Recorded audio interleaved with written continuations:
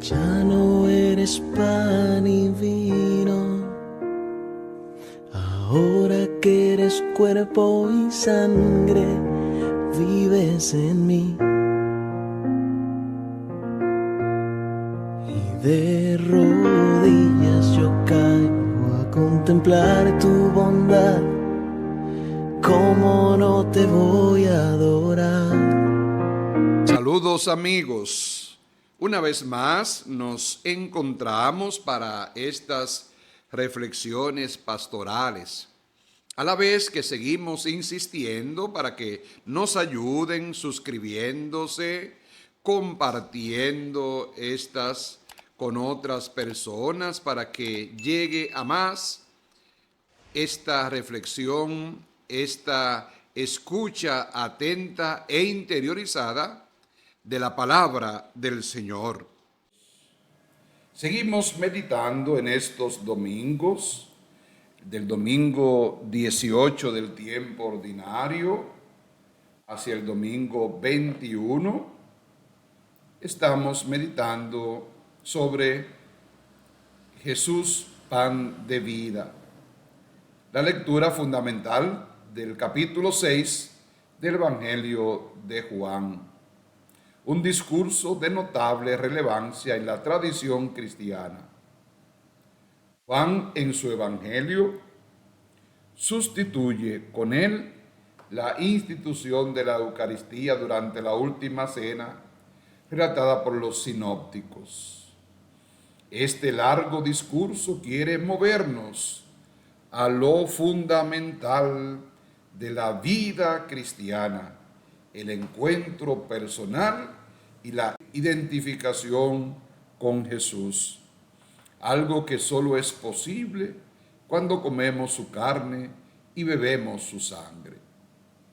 Se nos ha contado cómo este modo de hablar del propio Jesús provocó en unos la fe del seguimiento y en otros la perplejidad, el escándalo y el abandono, como vemos en Juan, capítulo 6, 59, 66.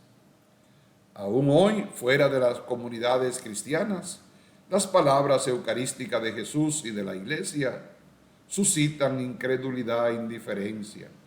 Incluso entre muchos cristianos, la inercia y la costumbre han ido haciendo de la Eucaristía el mero cumplimiento de una prescripción legal o la simple reiteración de un rito. Con ello se ha diluido su auténtico sentido, el encuentro y la identificación con Jesús. ¿Dónde nos situamos nosotros? ¿En la perspectiva de la carne que según Jesús no sirve para nada, o en la del Espíritu, que es quien da vida? Se nos ha recordado la necesidad que pasemos de la Eucaristía sacramental a la Eucaristía existencial. Bien está que creamos en la presencia real del Señor en el pan que compartimos, pero cuidando que esa fe no decaiga en mera doctrina, lo que ocurre cuando olvidamos el espíritu de lo que Jesús hizo y nos dijo. Su apuesta por la vida, por nuestra vida, y la vida plena y la vida abundante. Ojalá que al volver a escuchar estos domingos ese discurso del pan de vida, caigamos de mejor en la cuenta de lo que Jesús nos quiere decir con él, y por eso es importante abrir nuestro corazón. Estamos ante un discurso que en la realidad cristiana es mucho más que un simple discurso. ¿Por qué? Pues porque un discurso es algo que pretende ilustrar nuestras mentes, mientras que Juan, con este texto, quiere alentar nuestras vidas.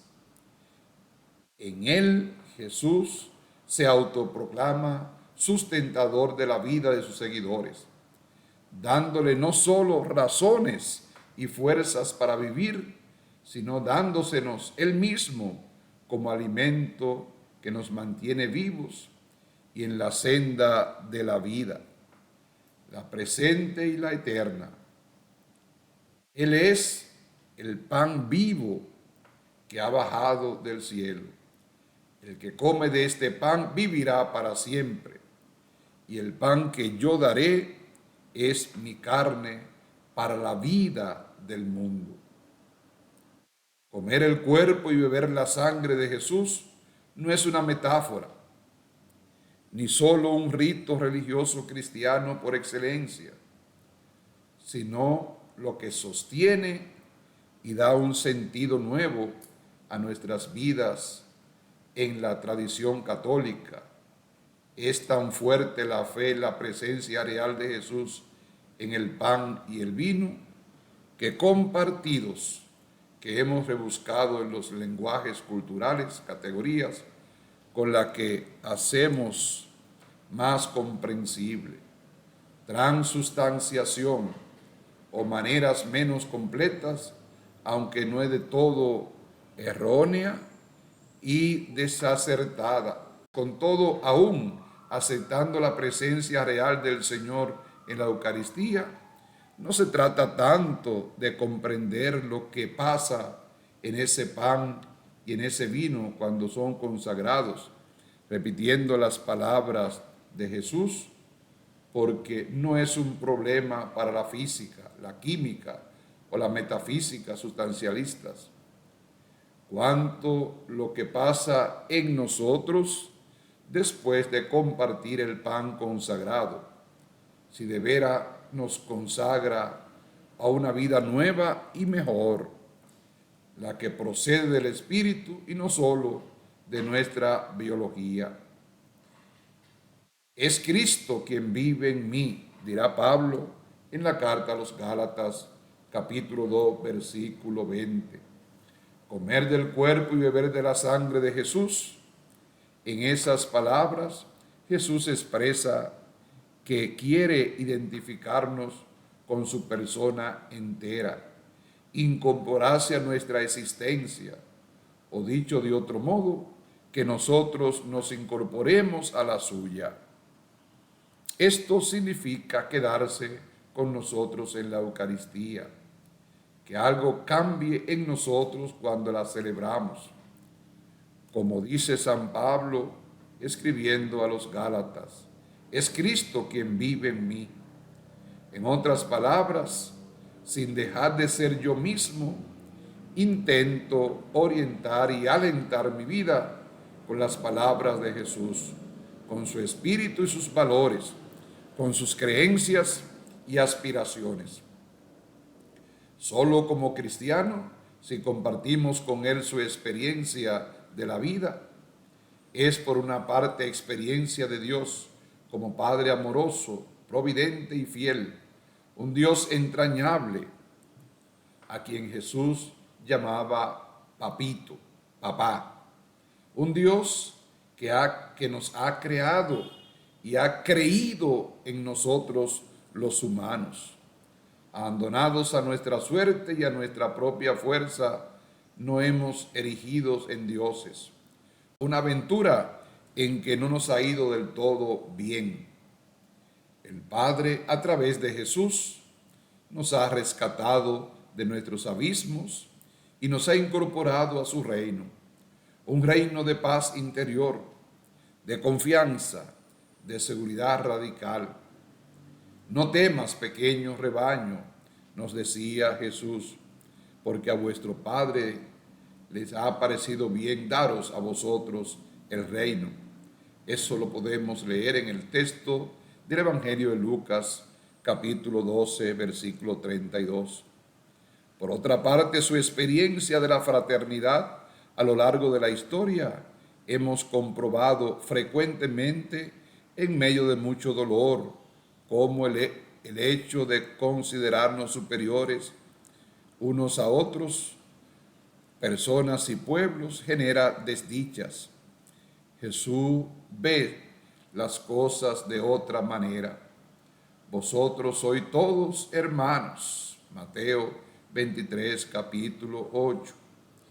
Ni meros socios amables, ni cohabitantes competitivos, ni lobos unos con los otros, como antiguamente el filósofo Hobbes lo definió. De la categoría fraternidad se deriva una antropología y una ética que nos plantean horizontes más amplios y mejores que los diseñados por nuestra mera razón, una manera de ver a los otros y una manera de comportarnos. Eso debe hacer también en nosotros el recibir la Eucaristía, el alimentarnos, mejorar nuestra conducta, que es nuestro comportamiento ético y moral. Haced esto en conmemoración mía. Leemos en Lucas 22, 19. Jesús da a la iglesia, Jesús ofrece a la comunidad, a los apóstoles y a sus sucesores este mandato.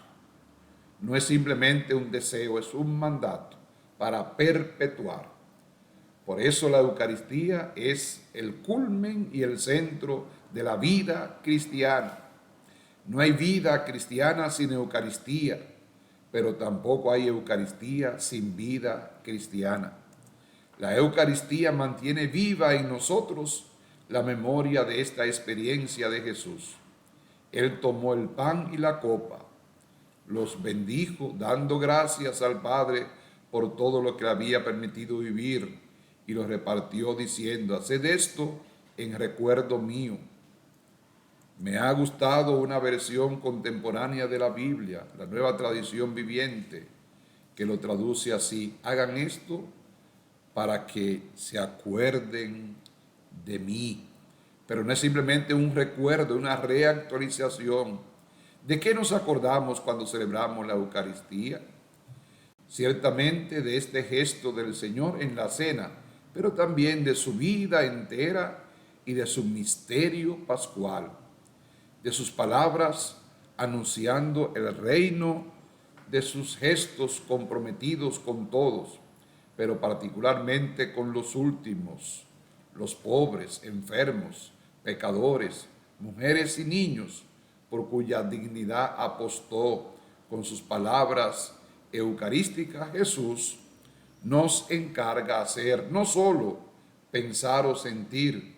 Su discurso del pan de vida apunta tanto a que le asimilemos a Él en nuestro interior como al que hemos continuado a sus compromisos de fraternidad en nuestro exterior. Es pan para que nos sintamos vivos y servidores de la vida de nuestros hermanos. ¿Qué nos aporta acordarnos en la Eucaristía de la vida de Jesús para sostener y orientar la nuestra?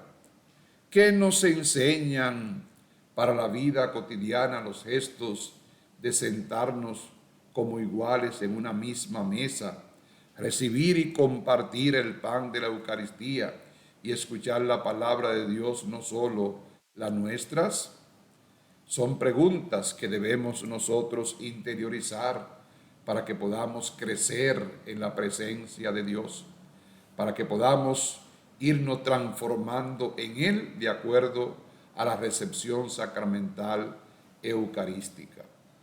Pidamos al Señor que nos siga fortaleciendo, a Él que nos da la vida, a Él que en esta semana también próxima se nos invita a iniciar nuestro año educativo pastoral, que se nos invita también a crecer, que se nos invita a educarnos para que todos nos comprometamos en esta tarea de fraternidad, de comportamiento ético, de abrir nuestros horizontes a una antropología cristiana, donde el ser humano sea valorado y aceptado, no importa su condición, no importa su creencia, no importa lo que piense o haga, no importa su salud o su estética o nada de eso, porque no somos jueces los unos de los otros, sino hermanos.